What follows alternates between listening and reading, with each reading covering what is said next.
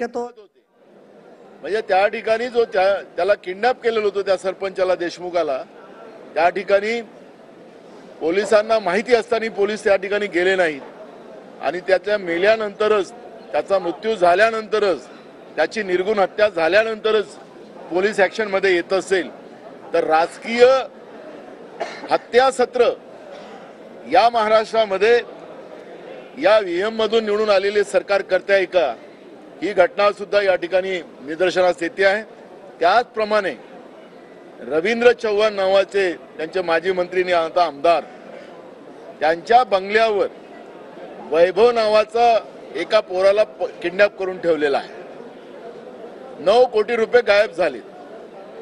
याच्याजवळ कुठून आले 9 कोटी मला माहिती नाही, पण जी माहिती आमच्याजवळ आहे की रवींद्र चव्हाणच्या बंगल्यावर वैभव नावाचा एक माणूस त्याला किडनॅप करून ठेवलेला आहे।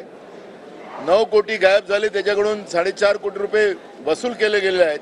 4.5 कोटी रुपये मिळाले नाहीत म्हणून त्याच्यावर तिथे अत्याचार चाललेला आहे अशी पण माहिती आमच्याजवळ आलेली आहे। आणि म्हणून मी तुम्हाला सांगितलं की व्हीएम मशीन मध्ये गडबडीने हे लोक निवडून आलेत आणि म्हणून यांच्याकडे जनतेचा धाक राहिला नाही आणि आल्या आल्या महाराष्ट्रामध्ये दलितांवर बहुजनांवर अन्याय करण्याचं काम फडणवीस सरकार करते आहे का हा प्रश्न या निमित्तानं